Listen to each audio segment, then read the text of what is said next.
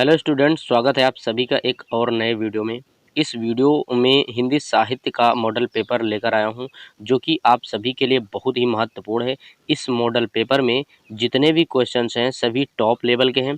अगर आप board paper में 95% लाना चाहते हैं तो इस वीडियो को पूरा ध्यान से देख लें, क्योंकि इससे आपके आधे से अधिक क्वेश्चंस तैयार हो जाएंगे। तो आप यहाँ पे देख सकते हैं लिखा है कि बीए पार्ट 2 एग्जामिनेशन 2022, ये आपका न्यू कोर्स है। एंड आपका जो सब्जेक्ट है हिंदी लिटरेचर। एंड आपका जो पेपर है, पेपर आपका फर्स्ट है एंड आधुनिक काव्य, ठीक है। और आप यहाँ पे देख सकते हैं आपका समय जो होगा आपका 2 आवर्स का होगा, यानी कि 2 घंटे होगा। और आपका मैक्सिमम मार्क्स यानी कि आपका जो पूर्णांक होगा वो आपका 50 अंकों का होगा, ठीक है। तो आपका जो सबसे मोस्ट इंपॉर्टेंट है वो आपका नोट है, तो आपको नोट ध्यान से पढ़ लेना। तो आप यहाँ पे देख सकते हैं लिखा कि सभी प्रश्न अनिवार्य हैं। प्रत्येक प्रश्न 1/2 अंक का है। प्रश्न पत्र में कुल 100 वस्तुनिष्ठ प्रश्न है, ठीक है। इस वीडियो को आप लास्ट तक जरूर देखें, क्योंकि इस वीडियो में मैं आपके बोर्ड एग्जाम के आधे से अधिक प्रश्न कवर करने वाला हूँ। तो चलिए पहला प्रश्न देख लेते हैं। आपका पहला प्रश्न है कि लघुतरणी हंसनी सी सुंदर तिर रही खोल पालों के पर, ठीक है। उपरोक्त पंक्तियों में हंसनी सी किसे बताया गया है? तो इसका जो सही उत्तर है ऑप्शन ए, ठीक है। ऑप्शन ए इसका सही है, यानी कि नाव को बताया गया है। तो चलिए अगला प्रश्न देखते हैं। आपका अगला प्रश्न है कि परशुराम की प्रतीक्षा की रचना कवि दिनकर ने किस पृष्ठभूमि में की थी? तो इसका जो सही उत्तर है ऑप्शन बी, भारत चीन युद्ध में, ठीक है। चलिए आपका अगला प्रश्न देखते हैं, जो कि 3 नंबर का है। दुख की पिछली रजनी बीच विकसता सुख का नवल प्रभात, उपरोक्त पंक्तियां किस कवि द्वारा लिखी गई हैं? तो इसका जो सही उत्तर है जयशंकर प्रसाद, ठीक है। ऑप्शन डी इसका सही हो जाएगा। तो चलिए अगला प्रश्न देखते हैं, जो कि 4 नंबर का है कि ऐसे शिव से गिरिजा विवाह करने की मुझको नहीं चाह, यह पंक्ति किस कविता के अंश हैं? तो इसका जो सही उत्तर है सरोज स्मृति, ऑप्शन सी इसका सही हो जाएगा, ठीक है। तो चलिए अगला प्रश्न देखते हैं। आपका अगला प्रश्न है जो कि 5 नंबर का है कि भव में नव वैभव व्याप्त कराने आया, नर को ईश्वरता प्राप्त कराने आया, इन पंक्तियों द्वारा गुप्त जी किसके आगमन के विषय में कह रहे हैं? इसका जो सही उत्तर है राम, ऑप्शन बी इसका सही हो जाएगा, ठीक है। तो आपका अगला प्रश्न है जो कि 6 नंबर के, जलियांवाला बाग में बसंत किसकी रचना है? तो इसका जो सही उत्तर है ऑप्शन डी, यानी कि सुभद्रा कुमारी चौहान जी का है। जलियांवाला बाग में बसंत जो है वो सुभद्रा कुमारी चौहान जी का, ऑप्शन डी इसका सही हो जाएगा, ठीक है। तो चलिए अगला प्रश्न देखते हैं, जो कि 7 नंबर का, सूर्यकांत त्रिपाठी निराला कहाँ के मूल निवासी थे? तो इसका जो सही उत्तर हो जाएगा उन्नाव, ठीक है। ऑप्शन ए इसका सही हो जाएगा। तो चलिए अगला प्रश्न देखते हैं, जो कि आपका 8 नंबर का है कि साहित्यकार संसद की स्थापना किसने की थी? तो इसका जो सही उत्तर है महादेवी वर्मा जी ने सन 1955 ईस्वी में साहित्यकार संसद की स्थापना की थी, ठीक है। महादेवी वर्मा इसका सही हो जाएगा, ऑप्शन डी। तो चलिए अगला प्रश्न देखते हैं, जो कि 9 नंबर का है कि जयशंकर प्रसाद की प्रथम रचना किस पत्रिका में प्रकाशित हुई है? तो इसका जो सही उत्तर हो जाएगा इंदु, ठीक है। ऑप्शन बी इसका सही हो जाएगा। तो चलिए अगला प्रश्न देखते हैं, जो कि 10 नंबर का है, सुभद्रा कुमारी चौहान किस प्रदेश की विधानसभा सदस्य चुनी गई थी? तो इसका जो सही उत्तर हो जाएगा मध्य प्रदेश, ऑप्शन सी इसका सही हो जाएगा, ठीक है। चलिए अगला प्रश्न देखते हैं, जो कि 11 नंबर का कि पंत जी को किस कृति पर ज्ञानपीठ पुरस्कार प्राप्त हुआ था? तो इसका जो सही उत्तर हो जाएगा चिदम्बरा, ठीक है। ऑप्शन डी इसका सही हो जाएगा। चलिए अगला प्रश्न देखते हैं, जो कि 12 नंबर का, किस कवि ने भारत सरकार के गृह विभाग में हिंदी सलाहकार के पद पर कार्य किया था? तो इसका जो सही उत्तर हो जाएगा ऑप्शन ए सही हो जाएगा, यानी कि रामधारी सिंह दिनकर जी ने, ठीक है। तो चलिए अगला प्रश्न देखते हैं। आपका अगला प्रश्न जो कि 13 नंबर है कि यह सच है तो अब लौट चलो तुम घर को, यह पंक्ति किस पात्र ने किस काव्य की है? तो इसका जो सही उत्तर हो जाएगा कैकेयी ने साकेत में कहा था, ठीक है। तो चलिए अगला प्रश्न देखते हैं, जो कि 14 नंबर का है कि कुकुरमुत्ता किसकी रचना है? जो कुकुरमुत्ता है वह किसकी रचना है? तो इसका जो सही उत्तर हो जाएगा सूर्यकांत त्रिपाठी निराला जी की, ऑप्शन बी इसका सही हो जाएगा, ठीक है। तो चलिए अगला प्रश्न देखते हैं, जो कि 15 नंबर का, एक छायावाद के अंत की घोषणा किस कवि ने की थी? तो इसका जो सही उत्तर हो जाएगा सुमित्रा नंदन पंत, ऑप्शन बी इसका सही हो जाएगा, ठीक है। ये आपके बोर्ड एग्जाम के लिए बहुत ही इंपॉर्टेंट है। तो चलिए अगला प्रश्न देखते हैं, जो कि 16 नंबर का है, सुरपति के हम ही हैं अनुचर, इस पंक्ति में अनुचर शब्द किसके लिए प्रयुक्त हुआ है? तो इसका जो सही उत्तर है बादल, ऑप्शन सी इसका सही हो जाएगा, ठीक है। तो चलिए अगला प्रश्न देखते हैं, जो कि 17 नंबर का है कि कुरुक्षेत्र काव्य कृति में किसके मध्य वार्तालाप का चित्रण है? तो इसका जो सही उत्तर हो जाएगा युधिष्ठिर व भीष्म। ठीक है, युधिष्ठिर व भीष्म पितामह के प्रति वार्तालाप का चित्रण है। ठीक है, तो चलिए अगला प्रश्न देखते हैं जो कि 18 नंबर का है कि मिलन का मत नाम ले मैं विरह में चिर हूँ, यह पंक्ति किस कविता का अंश है। तो इसका जो सही उत्तर हो जाएगा सलभमय सापमय वर हूँ। ठीक, ऑप्शन ए इसका सही हो जाएगा। ठीक है, तो चलिए अगला प्रश्न देखते हैं जो कि 19 नंबर का है कि कैदी और कोकिला के रचयिता कौन है। तो इसका जो सही उत्तर हो जाएगा माखनलाल चतुर्वेदी। ठीक है, ऑप्शन सी इसका सही हो जाएगा।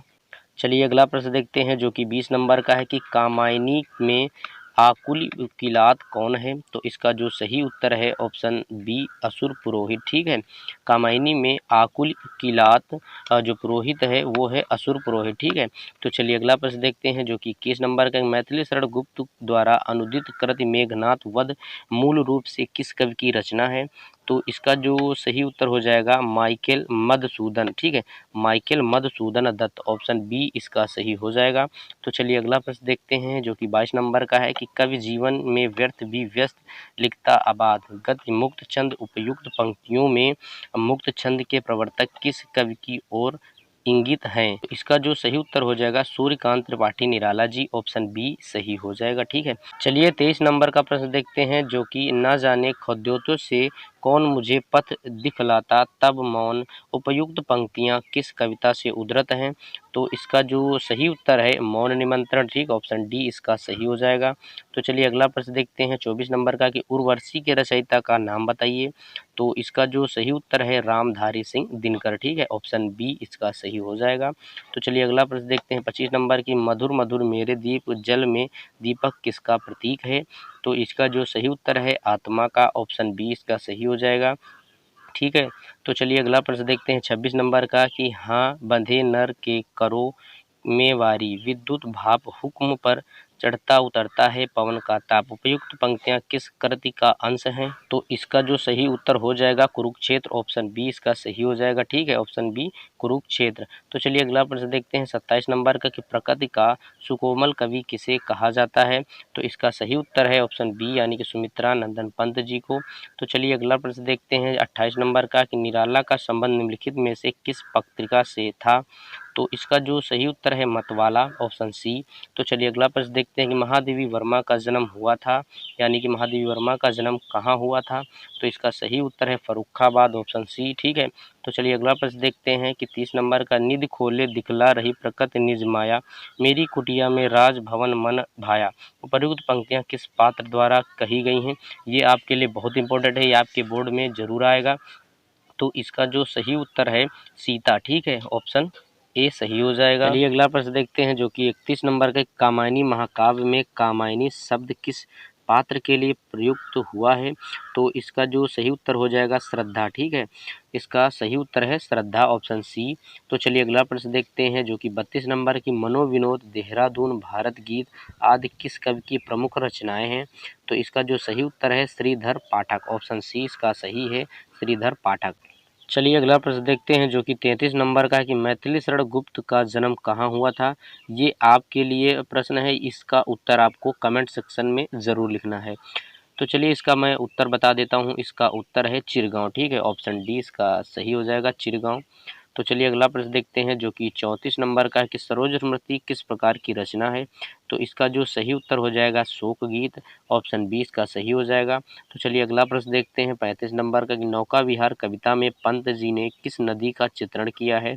तो इसका जो सही उत्तर हो जाएगा गंगा नदी। ठीक, ऑप्शन बी सही हो जाएगा। तो चलिए अगला प्रश्न देखते हैं 36 नंबर के भागलपुर विश्वविद्यालय के उपकुलपति के रूप में निम्नलिखित में से किसकी नियुक्ति हुई थी। तो इसका जो सही उत्तर है रामधारी सिंह दिनकर जी, ऑप्शन सी इसका सही हो जाएगा।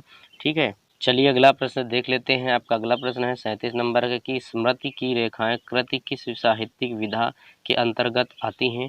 तो इसका जो सही उत्तर है संस्मरण। ठीक है, ऑप्शन ए इसका सही हो जाएगा। तो चलिए अगला प्रश्न देखते हैं 38 नंबर का कवि गोल्डस्मिथ कृत दी हर का खड़ी बोली में अनुवाद का नाम क्या है।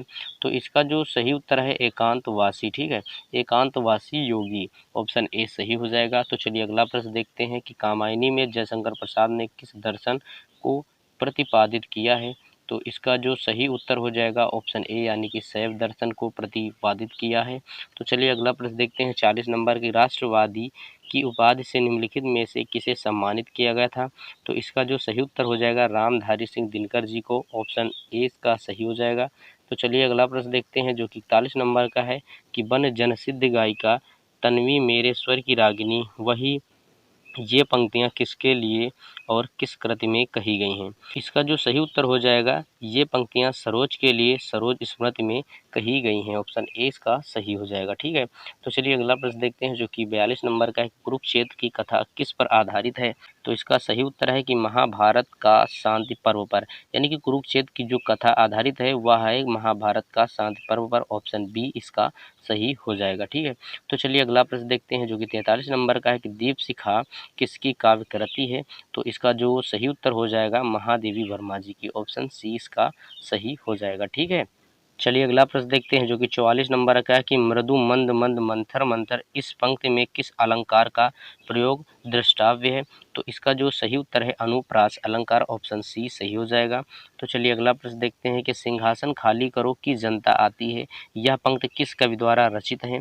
तो इसका जो सही उत्तर है रामधारी सिंह दिनकर, ऑप्शन बी सही हो जाएगा। चलिए अगला प्रश्न देखते हैं 46 नंबर का कि स्पंदन में चिर निस्पंद बसा क्रंदन में आहत विश्व हंसा उपयुक्त पंक्तियाँ किस कविता से उद्धृत की गई हैं। तो इसका जो सही उत्तर है नीर भरी दुख की बदली। ठीक है, ऑप्शन डी सही हो जाएगा। चलिए अगला प्रश्न देखते हैं जो कि 47 नंबर के साकेत की नायिका कौन है। इसका जो सही उत्तर हो जाएगा उर्मिला, ऑप्शन सी इसका सही हो जाएगा। साकेत की नायिका जो है वो है उर्मिला। चलिए अगला प्रश्न देखते हैं 48 नंबर का तुलसीदास किस कवि की रचना है। तो इसका जो सही उत्तर हो जाएगा ऑप्शन सी सही हो जाएगा। ठीक है, कि सूर्यकांत त्रिपाठी निराला जी द्वारा तुलसीदास की रचना हुई है। चलिए अगला प्रश्न देखते हैं 49 नंबर के जगत के जीर्ण पत्र कविता पंत जी के किस काव्य का संकलन का अंश है। युगांत। ठीक है, ऑप्शन ए इसका सही हो जाएगा। चलिए अगला प्रश्न देखते हैं जो कि 50 नंबर का कि चाह नहीं मैं सुरबाला के बालों में गुथा जाऊं यह पंक्ति किस कविता से उद्धृत है। तो इसका जो सही उत्तर हो जाएगा माखनलाल चतुर्वेदी। ठीक है, माखनलाल चतुर्वेदी द्वारा पुष्प की अभिलाषा से ली गई हैं। ठीक है, चलिए अगला प्रश्न देखते हैं जो कि आपका 51 नंबर का है कि क्या कहूँ क्या मैं उद्भ्रांत विवर में नील गगन के आज वायु की भटकी एक तरंग शून्यता का उजड़ा सा राज उपयुक्त पंक्तियाँ कामायनी के किस पात्र के विषय में है। तो इसका जो सही उत्तर हो जाएगा मनु। ठीक है, ऑप्शन सी इसका सही हो जाएगा मनु। चलिए अगला प्रश्न देखते हैं 52 नंबर का कि सैरंध्री के रचयिता का नाम बताइए। तो इसका जो सही उत्तर है मैथिली शरण गुप्त, ऑप्शन ए इसका सही हो जाएगा। चलिए अगला प्रश्न देखते हैं जो कि 53 नंबर का है कि यह मेरी गोदी की शोभा सुख सुहाग की है लाली उपयुक्त पंक्तियां किस कविता से उद्धृत हैं। तो इसका जो सही उत्तर हो जाएगा बालिका का परिचय, ऑप्शन सी इसका सही हो जाएगा। चलिए अगला प्रश्न देखते हैं 54 नंबर का है कि महाप्राण संज्ञा किस कवि के लिए प्रयुक्त की जाती है। तो इसका जो सही उत्तर है सूर्यकांत त्रिपाठी निराला जी के लिए प्रयुक्त की जाती है, ऑप्शन बी इसका सही हो जाएगा सूर्यकांत त्रिपाठी निराला। ठीक है, चलिए अगला प्रश्न देखते हैं 55 नंबर का है कि कामायनी में मन किसका प्रतीक है। इसका जो सही उत्तर हो जाएगा ऑप्शन सी यानी कि बुद्ध की व्यवसायत्मिका वृत्ति। ठीक है, ऑप्शन सी इसका सही हो जाएगा। चलिए अगला प्रश्न देखते हैं जो कि 56 नंबर का है कि निम्नलिखित कवियों में से कौन सा कवि कानपुर में रहकर पढ़ा और स्वतंत्रता संग्राम व साहित्यिक सृजन में संलग्न रहा।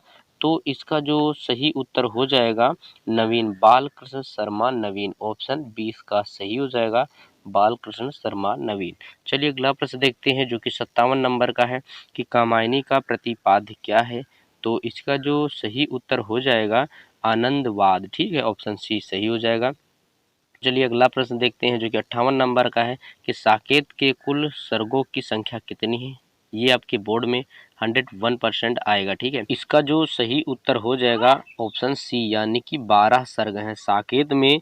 कुल सर्गों की संख्या जो है वह है 12, ऑप्शन सी सही हो जाएगा। ठीक है, चलिए अगला प्रश्न देखते हैं कि बसंत पंचमी के दिन किस कवि का जन्मदिन मनाया जाता है। तो इसका जो सही उत्तर हो जाएगा सूर्यकांत त्रिपाठी निराला जी का, ऑप्शन डी इसका सही हो जाएगा। ठीक है, चलिए अगला प्रश्न देखते हैं जो कि 60 नंबर का, श्रेय होगा धर्म का आलोक व निर्बद्ध मनुज जोड़ेगा मनुज से जब उचित संबंध।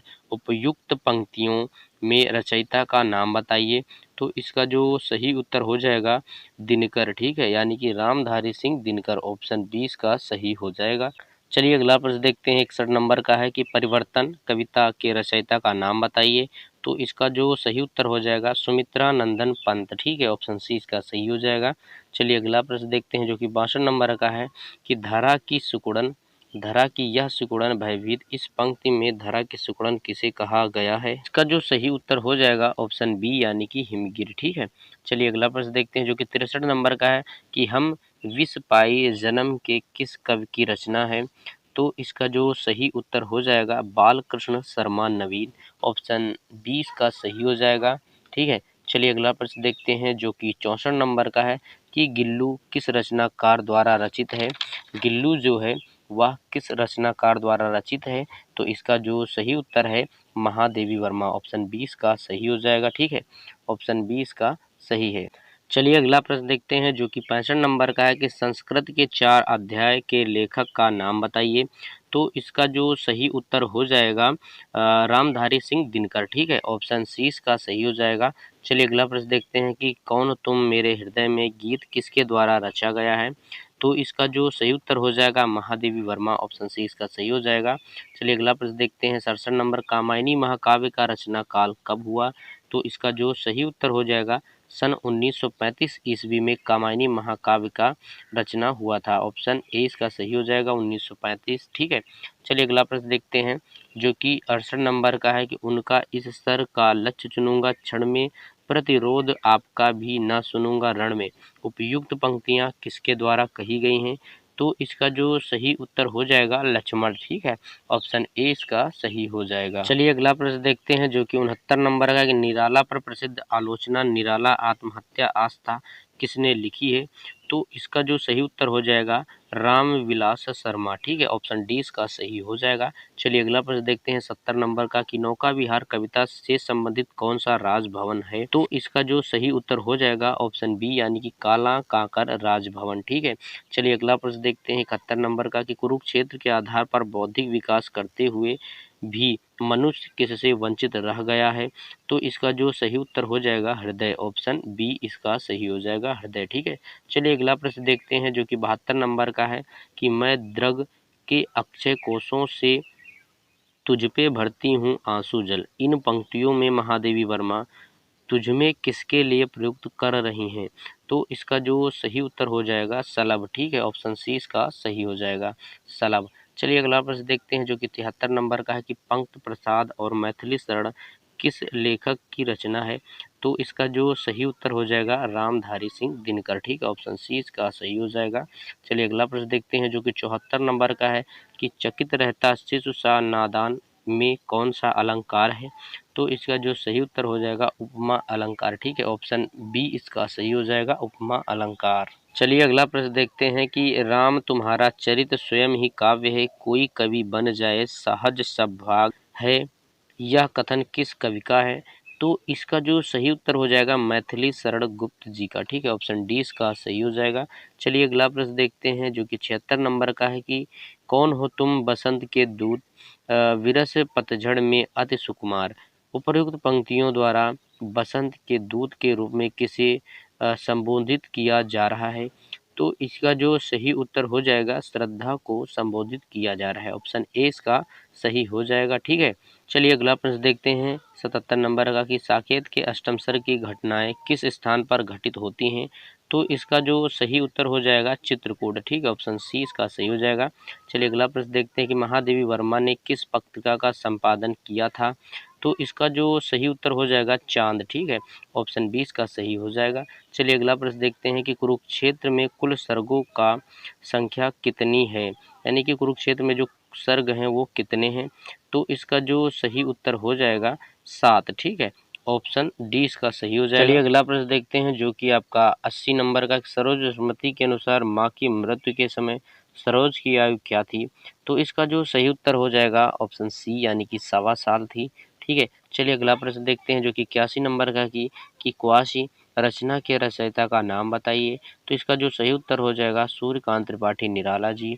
ऑप्शन बी इसका सही हो जाएगा। चलिए अगला प्रश्न देखते हैं कि कामायनी के अनुसार श्रद्धा अपने देश से इस हिम प्रदेश में किस उद्देश्य से आई थी। तो इसका जो सही उत्तर हो जाएगा ललित कलाओं का ज्ञान प्राप्त करने हेतु आई थी। ठीक है, चलिए अगला प्रश्न देखते हैं जो कि 83 नंबर का है कि सोन जूही किस कवि की रचना है।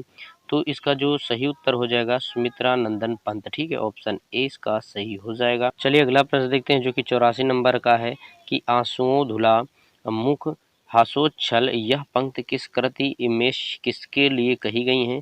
तो इसका जो सही उत्तर हो जाएगा ऑप्शन बी यानी कि सरोज स्मृति में सरोज के लिए यह पंक्तियां कही गई हैं। ठीक है, चलिए अगला प्रश्न देखते हैं जो कि 85 नंबर का है कि आधुनिक युग की मीरा के नाम से किसे संबोधित किया जाता है।